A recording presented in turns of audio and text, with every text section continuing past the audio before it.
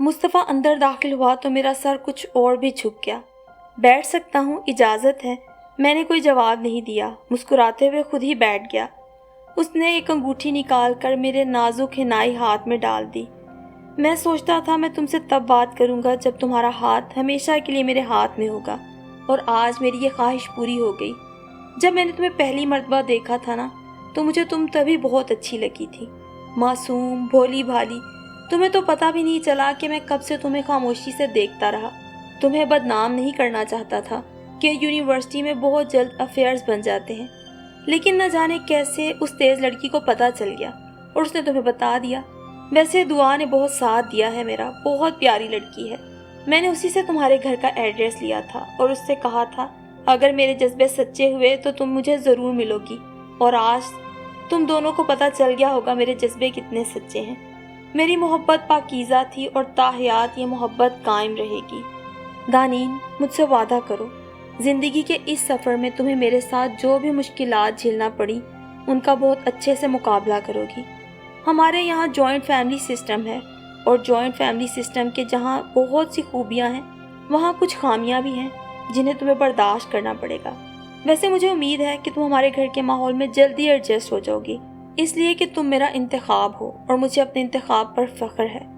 मुस्तफ़ा का धीमा धीमा लहजा मेरे दिल में उतरता चला गया। अगले रोज़ सुबह मेरी नंदों ने दरवाज़ा बजाकर मुझे उठाया।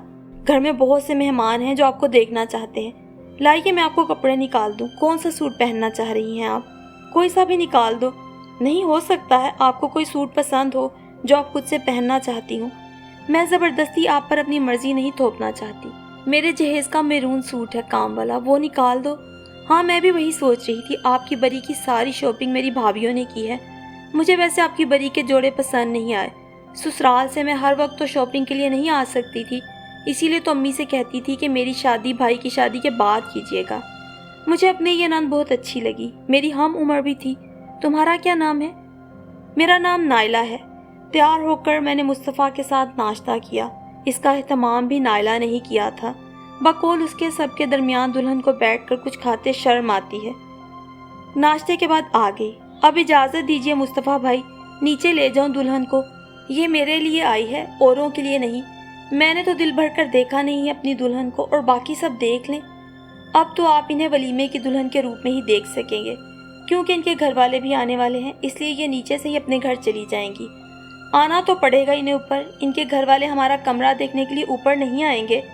मेरे होंठों पे भी मुस्कुराहट आ गई। निगाहें उठाकर उसे देखा तो शरारत से मुझे देखकर आंख मार दी।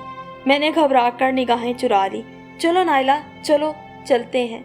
जल्दी जल्दी उसका हाथ पकड़े खुद ही बाहर को चल दी। नाइला, ये कहाँ का दस्तूर है कि दुल्हन को यूं अकेले ही लिए चली आ रही हो? अभी तो ये एक दिन की दुल्हन है, ऐसी बेहिजाबी कि खुद से ही चली आएंगी। मेरी जिठानी खासी खफा होकर बोली। मैं सोच रही थी कि सीढ़ियाँ उतरने के बाद आप लोगों को बुला लूंगी। लो, जब सब मेहमानों के सामने पहुंच गई तो फिर बुलाना याद आ गया, वो बिगड़ कर बोली। मैंने दिल में सोचा, छोटी छोटी सी बातों का बतंगड़ बनाना तो इन्हें खूब आता होगा। नाइला बेचारी तो कुछ नहीं बोली। नीचे जाकर सब मेहमानों के दरमियान मुझे तन्हा बिठा दिया गया। न जाने कौन कौन सी खवातीन थी वो, जिठानियों और नंदों के बच्चे, जो कि फौरन ही आकर मेरे दाएं बाएं बैठ गए थे। एक बच्ची ने तो हद कर दी, आकर सीधी मेरी गोद में बैठ गई, चूड़ियों से खेलने लगी, दुपट्टा खींचने लगी। दुल्हन तो माशाल्लाह बहुत खूबसूरत है। वो शायद मुस्तफ़ा की फुप्पो थी। सब उन्हें फुप्पो कहकर बुला रहे थे। बड़ी बहुओं से बढ़कर है, खुदा करे सीरत की भी सूरत की तरह ही हो। हमारी सूरत चाहे इनसे कम हो, लेकिन सीरत सबसे बढ़कर है। खैर, इसमें तो कोई शक नहीं बड़ी दुल्हन कि तुम्हारा मिजाज मुझे सबसे ज़्यादा पसंद है। देखो तो दुल्हन को माँ की तरफ से कौन सा सेट मिला है? ये फुप्पो का सवाल था। ये लंबा वाला सेट और चूड़ियाँ माँ की तरफ से मिली हैं। सेट तो थोड़ा हल्का लग रहा है। फुप्पी ने मेरे सेट को हाथ से तोला। मेरा दिल चाहा कि मैं यहाँ से भाग जाऊँ। उसी वक्त शोर मचा के दुल्हन के घर वाले आ गए हैं, और यूं मेरी उस जंजाल पुरे और टिपिकल सवालों से जान छुटी। शादी के 15 दिन बाद ही मुस्तफ़ा ने ऑफिस जाना शुरू कर दिया। 15 दिन कैसे गुजरे पता भी ना चला। अम्मी के यहाँ और बाकी रिश्तेदारों के घर दावतें खाते वक्त गुजरने का पता नहीं चल रहा था। जिस रोज़ मुस्तफ़ा को ऑफिस जाना था उस रात मैं उनके कपड़े वगैरह प्रेस करके रख रही थी। मुस्तफ़ा, हम शादी के बाद कहीं भी घूमने नहीं गए। اسلام آباد، مری وغیرہ، اور آپ کی چھٹیاں بھی ختم ہو گئی۔ کیا گھومنے جانا ضروری ہے؟ ضروری نہیں ہے، ایسا کوئی غیر ضروری بھی نہیں۔ میں نے تو بہت پہلے سوچ رکھا تھا کہ ہم شادی کے فوراً بعد مری، اسلام آباد، سوات جائیں گے، اور میں نے تو وہاں جانے کے لیے کپڑے بھی منتخب کر لیے تھے۔ سبھی جاتے ہیں آج کل، تو ہم بھی چلیں گے نا۔ یہ سبھی کی بات آئندہ مت کرنا میرے سامنے۔ یہ جو ہرس ہوتی ہے نا، یہی انسان کو کھا جاتی ہے۔ ہم نہیں جائیں گے، ہر کسی کے گھر کا اپنا ماحول ہوتا ہے۔ ہمارے گھر میں ماشاءاللہ 3 میری چھوٹی بہنیں ہیں، انہوں نے تو کبھی مری اسلام آباد دیکھا نہیں۔ اچھا لگے گا میں ان لوگوں کو چھوڑ کر اپنی بیوی کو لے کر چلتا بنوں؟ کیسی باتیں کر رہے ہیں آپ؟ میں کوئی غیر ہوں؟ مجھے غیر سمجھ رہے ہیں آپ؟ لڑکیاں زیادہ تر شادی کے بعد ہی جاتی ہیں، جب ان کی شادیاں ہوں گی وہ بھی چلی جائیں گی۔ بہرحال جو بھی ہو، میں ان سب کا دل توڑ کر تمہیں اکیلی کو آؤٹنگ پر لے کر نہیں جا سکتا۔ بھائی وہ ایسا کیوں سوچیں گے؟ نئے شادی شدہ جوڑے ہی ہنی مون منانے جاتے ہیں، کوئی پورا خاندان تھوڑا ہی ان کے ساتھ اٹھ کر چل پڑتا ہے۔ یہ ہنی مون کا تصور انگریزوں کا ہے، ہم مسلمانوں کی یہ روایت نہیں۔ اور دوسری بات کان کھول کر سن لو، ہمارے گھر میں کوئی بھی کام علیحدہ رہ کر نہیں کیا جاتا، بلکہ ہر معاملے میں پورے گھر کو شریک کرنا پڑتا ہے۔ انڈرسٹینڈ؟ اس نے کافی سختی سے کہا اور جھٹکے سے اپنا بازو میرے کندھے سے اتار دیا۔ مصطفیٰ کے اس رویے پر میرا دل بہت بری طرح ٹوٹا۔ وہ جس نے ایک عرصے تک مجھ سے خاموش محبت کی تھی اور جس کے جذبے اتنے شدید تھے، آج جب میں اسے مل گئی تھی تو 15 دن بعد ہی اس نے میری یہ عزت افزائی کی۔ اگر مصطفیٰ ایک عام سا شوہر ہوتا تو مجھے اتنا دکھ نہیں ہوتا، کیونکہ شوہر عموماً ایسی حرکت کرتے ہیں، لیکن انہوں نے تو کئی سال تک مجھے اپنے دل میں پوجا تھا۔ مصطفیٰ کروٹ بدل کر لیٹ گئے تو میں بھی دوسری کروٹ پر لیٹ کر بے آواز آنسوؤں سے روتی رہی۔ وہ بے حس بنا لیٹا رہا تو میرے آنسوؤں کی روانی میں اور شدت آ گئی، ہچکیاں بن گئیں۔ تبھی اس نے ہاتھ بڑھا کر میرا رخ اپنی طرف کیا۔ میں تمہیں سمجھا رہا تھا، اس میں اتنا رونے کی کیا بات ہے؟ انہوں نے اپنی انگلیوں کی پوروں سے میرے آنسو چنے۔ دیکھو، آئندہ کبھی ایسے مت رونا، مجھے تمہارے آنسو بہت تکلیف دیتے ہیں۔ کوئی نہیں، میں اتنی دیر سے رو رہی تھی، آپ آرام سے لیٹے ہوئے تھے۔ آرام سے نہیں لیٹا ہوا تھا میری جان، اپنے آپ پر شدید غصہ آ رہا تھا کہ میں نے خام خواہ تمہیں یہ سب کہا۔ ابھی صرف 15 دن ہی تو ہوئے ہیں کہ تم مجھے ملی ہو، میں تو ساری عمر تمہیں اسی طرح نئی نویلی دلہن سمجھتا رہوں گا۔ وہ دھیرے دھیرے میرے کانوں میں رس کھولتے رہے اور میں پرسکون سی ہو کر سو گئی۔ شادی کے 1 ماہ بعد ہی میں نے گھر کے کام کاج میں حصہ لینا شروع کر دیا۔ اس گھر کا ماحول آہستہ آہستہ اب میری سمجھ میں آ رہا تھا۔ میری ساس نے سب بہوؤں کے کام کاج کی ڈیوٹی لگا دی تھی، میری بھی ڈیوٹی لگ گئی۔ ایک روز صبح کا کھانا پکاتی، دوسرے روز شام کا۔ اپنی ڈیوٹی کو میں بہت تنددہی سے سر انجام دے رہی تھی، دل ہی دل میں ڈرتی بھی تھی کہ کہیں کسی دن کھانا خراب نہ پک جائے، لیکن خدا کا شکر تھا کہ اس شعبے میں بھی میں ماہر تھی۔ جمعے کو میری شام کو کھانا پکانے کی ڈیوٹی تھی۔ اسی روز دعا کی منگنی تھی، 4 دن پہلے ہی وہ اپنی امی کے ساتھ آ کر مجھے دعوت دے گئی تھی۔ شام منگنی میں جانا تھا، سالن میں نے صبح ہی پکا لیا۔ میرے سسرال میں بازار سے روٹیاں لانے کا رواج نہیں تھا، اس لیے میں نے بڑی بھابھی سے کہہ دیا کہ وہ رات کو روٹی پکا دیں، صبح کو میں ان کے حصے کی روٹی پکا دوں گی۔ واہ، یہ کیا بات ہوئی؟ صبح بھی میں خود ہی پکا لوں گی اور رات کو بھی پکا لوں گی، تم بے فکر ہو کر جاؤ، تم کام کی فکر نہیں کیا کرو، ابھی تو تمہاری نئی نئی شادی ہوئی ہے نا، آنا جانا تو لگا رہے گا۔ مصطفیٰ کی پھپھو نے صحیح کہا تھا، بڑی بھابھی کا اخلاق سب سے اچھا تھا۔ رات کو منگنی میں جانے کے لیے میں نے فیروزی ساڑھی نکالی جس پر سفید موتیوں کا کام ہوا تھا۔ مصطفیٰ کسی کام سے اپنے دوست کے گھر گئے تھے، سوچا ان کے آنے سے پہلے تیار ہو جاؤ، مردوں کو تیاری میں بھلا کتنا وقت لگتا ہے، 5 منٹ میں تیار ہو جائیں گے۔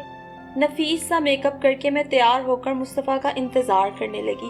غصہ بھی آ رہا تھا کہ انہیں تو آج جلدی آنا چاہیے تھا، اتنی دیر کر دی۔ یہ سوچ کر ان کے دوست کا نمبر ملانے ہی لگی تھی کہ مصطفیٰ آ گئے۔ ارے تم تیار بھی ہو گئی؟ 1 سیکنڈ ذرا دیکھوں تو، یہ تم ہی ہو؟ وہ جھک کر میرے چہرے کی طرف دیکھ کر بولے، آج تو تم نے خود پر ہی ظلم کیا ہے۔ دونوں ہاتھ سر کے نیچے رکھ کر بیڈ پر لیٹ گئے۔ وہ کیسے؟ وہ ایسے کہ اب ہم کہیں نہیں جا رہے، تم اس وقت اتنی پیاری لگ رہی ہو کہ میرا دل نہیں چاہ رہا ہم کہیں جائیں، بس یہاں بیٹھ کر تمہیں ٹک ٹکی باندھ کر دیکھنا چاہتا ہوں، جلدی سے تیار ہو جائیں ورنہ میں سچ مچ آپ سے ناراض ہو جاؤں گی۔ مصطفیٰ نے میرا غصے سے لال ہوتا چہرہ دیکھا تو فوراً باتھ روم کی طرف دوڑ لگائی۔ مصطفیٰ کے کہنے کے مطابق میں نے منگنی میں زیادہ دیر نہیں لگائی، میرا خود بھی وہاں دل نہیں لگ رہا تھا، اس لیے دعا سے بہانہ کر کے 11 بجے ہی واپس آ گئے۔ گھر میں قدم رکھا تو گھر پر عجیب سی خاموشی طاری تھی۔ ہم بھی سیدھے ہال کمرے میں آ گئے۔ وہاں ٹی وی رکھا تھا اور مصطفیٰ کی امی کا ٹھکانہ بھی وہی تھا۔ رات کو زیادہ تر لوگ اسی کمرے میں بیٹھے رہتے تھے۔ ہم نے اندر داخل ہو کر سلام کیا، کسی نے صحیح سے جواب نہیں دیا۔ کمرے کی فضا کچھ سازگار نہیں لگی۔ مصطفیٰ بھی ایک صوفے پر جا کر بیٹھ گئے۔ بھابی، ہمیں دیر ہو گئی کیا؟ میں نے ڈرتے ڈرتے بڑی بھابی سے پوچھا۔ نہیں، دیر تو نہیں ہوئی۔ پھر؟ میری نگاہوں میں ابھرے سوال کا جواب مجھے بھی بھابی سے نہیں ملا تھا کہ مصطفیٰ کی امی کی غصے سے تیز آواز نکلی۔ مصطفیٰ، اپنی دلہن سے کہہ دینا کہ جس دن ان کے کام کی باری ہو اس دن یہ کہیں نہیں جائیں گی۔ اگر ان کے میکے سے کوئی دعوت آتی ہے تو اس کا دن بدلوا لے۔ آج ان کی کام کی باری تھی تو آج یہ چلتی بنی۔ بڑی دلہن بیچاری روٹی پکانے بیٹھ گئی تھی، لیکن ان کا چھوٹا بچہ بیمار تھا۔ وہ اس قدر رو رہا تھا کہ انہیں 3 روٹیاں پکا کر ہی اٹھنا پڑا۔ باقی دونوں بہوؤں کی باری نہیں تھی، وہ کیسے پکاتی؟ پھر میں نے فائزہ سے کہا کہ روٹی پکا دے۔ اسے کہاں آتی ہے روٹی پکانا؟ کچی پکی روٹی پکا کر کھلا دی۔ اب کل سب کے پیٹوں میں درد ہوگا۔ تو آسیہ بھابی، آپ پکا دیتی روٹی۔ جوائنٹ فیملی سسٹم میں تو ایسا ہی ہوتا ہے نا، کبھی آپ کو کہیں جانا ہوا تو دانین روٹی پکا دے گی۔ کیوں میں کیوں پکاؤں؟ ابھی کل ہی تو میں نے اتنی ساری روٹیاں پکائی تھی۔ مہمان بھی زیادہ تر میری باری میں ہی آتے ہیں۔ اور بھائی، ہم تو اپنی سیٹنگ سے ہی جاتے ہیں، ایسے ہی منہ اٹھا کر نہیں چل دیتے۔ انہوں نے بڑے غصے سے جواب دیا، جس پر مصطفیٰ کو بھی غصہ آ گیا۔ وہ مزید کوئی بات کیے بغیر اپنے کمرے میں چلے گئے۔ میں وہیں گم و گو کی کیفیت میں بیٹھی رہی۔ کچھ سمجھ نہ آ رہا تھا کہ ماحول کو کس طرح ٹھیک کروں۔ اس لمحے میرا شدت سے دل چاہا کہ اپنے گھر چلی جاؤں، گھر جا کر سیدھا امی کی گود میں منہ چھپا لوں اور ہر قسم کی مشکل سے چھٹکارا پا لوں۔ ہائے امی، کہاں کر دیا آپ نے میری شادی؟ میں اتنے پیارے پیارے اپنوں کو چھوڑ کر کہاں غیروں میں آن پھنسی۔ تھوڑی دیر تک میں اسی کیفیت میں بیٹھی رہی، پھر مصطفیٰ کی امی کے پاس آئی۔ امی، مجھے معاف کر دیں، ابھی نہیں ہونا، اس لیے مجھے ذمہ داریوں کا صحیح طرح پتہ نہیں چل رہا۔ آئندہ آپ کو مجھ سے کسی قسم کی شکایت نہیں ہوگی۔ انہوں نے کوئی جواب نہیں دیا، بس خاموش رہی۔ میں اٹھ کر اپنے کمرے میں چلی آئی۔ آنسو تھے کہ امڈے چلے آ رہے تھے۔ کتنے خوش تھے آج ہم دونوں، سارا موڈ خراب ہو گیا۔ مصطفیٰ بازوؤں میں منہ چھپائے بیڈ پر الٹے لیٹے ہوئے تھے۔ میں ان کے نزدیک جا کر رونے لگی۔ آپ مجھے وہاں اکیلے چھوڑ کر آگے۔ ایک آپ کی ذات ہے جس سے مجھے لگتا ہے یہاں میرا کوئی اپنا ہے۔ اب جب آپ بھی اٹھ کر آگے تو مجھے ایسا محسوس ہوا میں بالکل اجنبی اور بیگانے لوگوں میں ہوں، یہاں میرا کوئی بھی اپنا نہیں۔ مجھے احساس ہے دانین، تمہیں یہ سب محسوس ہو رہا ہوگا، لیکن مجھے آسیہ بھابی پر اتنا غصہ آ رہا تھا کہ پھر وہاں مجھ سے بیٹھا نہیں گیا۔ میں ہوں تو اس گھر میں تمہارے ساتھ، تمہارا اپنا، میری ہی وجہ سے تم یہاں ہو۔ وہ پیار سے میرے بالوں میں انگلیاں پھیرنے لگے۔ میں امی کے ہاں جاؤں گی بس 2-3 روز میں، بہت دن سے نہیں گئی، میں روتے ہوئے بولی۔ اچھا، لے جاؤں گا، کل ہی لے جاؤں گا۔ مصطفیٰ وعدے کے مطابق دوسرے ہی روز مجھے امی کے ہاں لے گئے۔ امی کے گھر جا کے سکون کا عجیب احساس ہوا، ایسے لگ رہا تھا آزاد ہو گئی ہوں۔ امی کے ہاں 4-5 روز بہت عیش سے گزارے۔ امی بار بار پوچھتی، سسرال کیسی ہے، کیسے رہ رہی ہو؟ میں ہمیشہ یہی کہتی، بہت اچھی طرح، سسرال میں سب لوگ بہت اچھے ہیں۔ ان سے اپنی سسرال کی کوئی بھی بات کرنا مجھے اچھا نہیں لگ رہا تھا۔ ایک دن فون کر کے دعا کو بھی وہیں بلا لیا۔ پھر ہم دونوں نے بیڈ پر لیٹ کر آرام سے پورا دن باتیں کی۔ دعا کی شادی کی تاریخ 1 ماہ بعد کی طے ہوئی تھی۔ یہ ٹھیک ہے، میں امی کے گھر رہنے آ جاؤں گی، یہیں سے شادی میں آؤں گی۔ میں نے دعا کے ساتھ مل کے ساری پلاننگ کر لی۔ اسی رات مصطفیٰ مجھے لینے آ گئے۔ دعا بھی مصطفیٰ سے مل کر گئی۔ سسرال واپس آ کر میں نے دل میں یہ تہیہ کر لیا تھا کہ اس دفعہ اپنے تمام فرائض بہت خوش اسلوبی سے پورے کروں گی، کسی کو شکایت کا موقع نہیں دوں گی۔ اس روز میں نے نرگسی کوفتوں کے ساتھ چائنیز ڈش اور ٹرائفل بنایا۔ رات کے وقت کیونکہ گھر کے سب مرد بھی ہوتے تھے، اس لیے ہال کمرے میں فرشی نشست پر کھانا کھایا جاتا تھا۔ رات کھانے کے وقت مجلے بھائی اور مصطفیٰ نے چائنیز بہت شوق سے کھایا۔ باقی سب نے اسے چکھ کر برا سا منہ بنایا۔ یہ کیا پکایا ہے، اس قدر پھیکا، نمک نہ مرچ۔ رخسانہ بھابی بولی، بندر کیا جانے ادرک کا مزہ، یہ چائنیز ڈش ہے بیگم، آج کل تو لوگ اس پہ مرتے ہیں۔ بھائی نے اپنی بیگم کی کلاس لی۔ لو، بیکار 1.5 کلو مرغی ضائع کر دی، اس سے تو مرغی کا قورمہ بن جاتا۔ امی کو پیسے ضائع ہونے کا سخت افسوس ہوا۔ میں اپنی جگہ چور سی بنی بیٹھی رہی۔ پڑھی لکھی ہے نا، جب تک چائنیز، تھائی اس طرح کی ڈشز نہیں بنائیں گی लोगों को कैसे पता चलेगा? आसिया भाभी ने तंज किया। भाभी, अगर आपको नहीं खाना तो आप आराम से कोफ्ते खाइए। ये डिश मैंने अपनी पसंद से बनवाई है, इसलिए बस अब आप खामोश रहें। मुस्तफ़ा मेरी शक्ल देख चुके थे, चुनांचे उन्होंने भाभी को अपने अंदाज में तंबीह की। तुम क्यों रुक गई? खाओ ना, मुस्तफ़ा ने मुझे मुखातिब किया। मैं पहले ही प्लेट पर झुकी हुई थी। मेरी ससुराल में छोटी छोटी बात को बड़ा मसला बना लिया जाता था। हर एक दिन बाद कोई ना कोई मसला खड़ा हो जाता था। सिर्फ मेरा ही नहीं, कभी किसी का कभी किसी का। इन सब बातों से मैं सख्त उलझन में मुब्तला थी। दुआ की शादी का कार्ड भी आ चुका था। 2-3 दिन बाद उसकी शादी थी। मुझे अम्मी के यहाँ गए हुए भी महीना हो चुका था, इसलिए वहाँ जाने की बासानी इजाज़त मिल गई। मेहंदी वाले दिन मैंने ग्रीन काम वाला सूट पहना, बालों में फूल लगाए और अच्छे से तैयार हो गई। दिल तो चाह रहा था कि मुस्तफ़ा भी यहाँ होते, मेरा ये रूप देखते, मगर वो पहले ही कह गए थे कि वो सिर्फ बारात वाले रोज़ आएंगे। अभी रस्म के लिए दूल्हा दुल्हन को नहीं लाया गया था। मैं ये सोच कर के मुस्तफ़ा को फ़ोन करके बुला लूँ, कमरे की तरफ जा रही थी कि अंदर से निकलते हुए किसी शख्स से टुकराते टुकराते बची। सॉरी। हम दोनों ने बैक वक्त सॉरी कहा और चंद सेकंड्स बाद ही मैं उस चेहरे को पहचान गई। वो डॉक्टर अशर था। अगरचे दरमियान में 6 साल का वक्फा था, उसके मेरे लिए भेजे गए प्रपोजल ने उसे कुछ खास अहमियत दे दी थी। आपकी शादी हो गई? वो मेरा हुलिया देखकर समझ तो गया था। सॉरी, मुझे अपने शोहर को फ़ोन करना है। ये कहकर मैं उसके बराबर से गुजर गई। डॉक्टर अशर से बात करने का मेरा हरगिज़ भी कोई इरादा न था। मुस्तफ़ा ने फ़ोन पर ही वहाँ आने से माजरत कर ली। बकौल उनके वो बहुत थक गए थे। फ़ोन करके बाहर आई तो दाईं तरफ से किसी ने शाने पर हाथ रखा। अरे दानीन, तुम! बहुत अरसे बाद देखा तुम्हें। मैंने गर्दन मोड़कर देखा तो डॉक्टर अशर की बहन फिज़ा थी। उन्हें देखकर पता नहीं क्यों मुझे भी बहुत खुशी हुई। आप भी आई हैं? हाँ, दूल्हा हमारा खालाजाद भाई होता है। और तुम सुनाओ, कैसी हो? लगता है शादी वादी हो गई। कहाँ हैं तुम्हारे हस्बैंड? उनसे नहीं मिलवाओगी? मुस्तफ़ा तो नहीं आए, वो कल आएंगे। और फिर कहाँ तक तालीम हासिल की तुमने? अभी भी पढ़ने का जुनून है? मैंने MBA किया है। माशाल्लाह। और अब शादी के बाद क्या मसरूफियात हैं? जॉब वगैरह कर रही हो? नहीं, जॉब तो नहीं। तुम तो थी नहीं हमारे भाई के नसीब में, इसलिए मैंने फिर एक और लड़की पसंद करके अशर की उससे शादी करवा दी। वो लड़की तो उम्र में तुमसे भी छोटी थी, सिर्फ मैट्रिक किया था। फिर भी उसके घर वालों ने अच्छा रिश्ता देखकर फौरन शादी कर दी। सिद्रा नाम है उसका। शादी के बाद उसका एक बेटा हो गया है। बेटा ज़रा बड़ा हुआ तो अशर के कहने पर उसने कॉलेज में एडमिशन ले लिया। घर का काम काज तो मुलाजमीन ही करते हैं, बस उनकी निगरानी करने वाला कोई होना चाहिए, तो वो हिदायत देकर चली जाती है। रात का खाना खुद पकाती है और अब माशाल्लाह ग्रेजुएशन कर लिया है। यूनिवर्सिटी में एडमिशन लेने का सोच रही है। वो पता नहीं क्या सोचकर मुझे ये सब बता रही थी या कुछ जिता रही थी। आप तो कहती थी कि लड़कियों के लिए डिग्री की लाइन लगाना ज़रूरी नहीं, फिर अब अपनी भाभी को क्यों इतना पढ़ा रही हैं?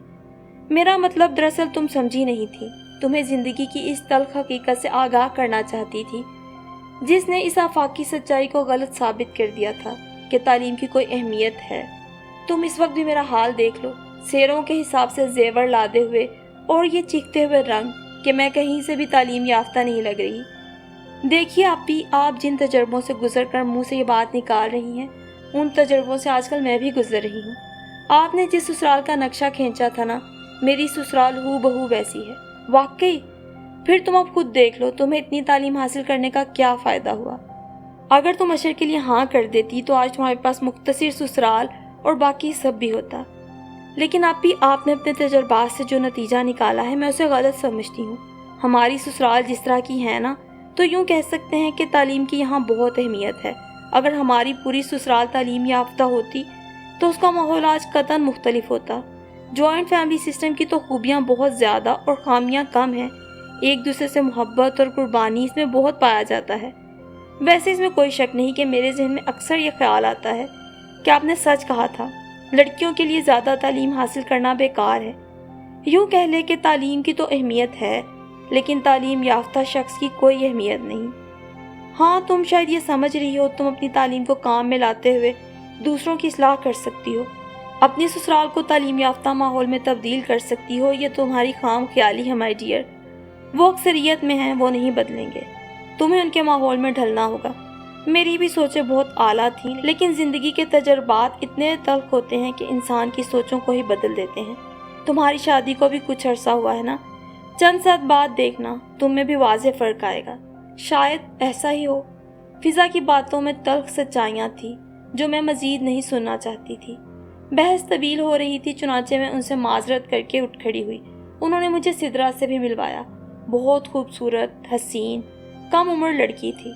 सुर्ख साड़ी में रूबी का सेट पहने वो खुद भी किसी रूबी की तरह चमक रही थी। मैं कुछ लम्हे उसे आंखें झपके बिना देखती रही। वो अपनी आंखों और बातों से पुरसकून और मुतमईन नजर आ रही थी, लेकिन मैं अपने जहन में आने वाले किसी भी ख्याल को झटक कर आगे चली गई। अगले रोज बारात थी। कब से तैयार होकर मुस्तफ़ा का इंतजार कर रही थी। उन्हें मुझे अम्मी के यहाँ से ही पिक करना था। 10 बजे के करीब मुस्तफ़ा आए। गाड़ी का हॉर्न सुनाई दिया तो फौरन बाहर भागी।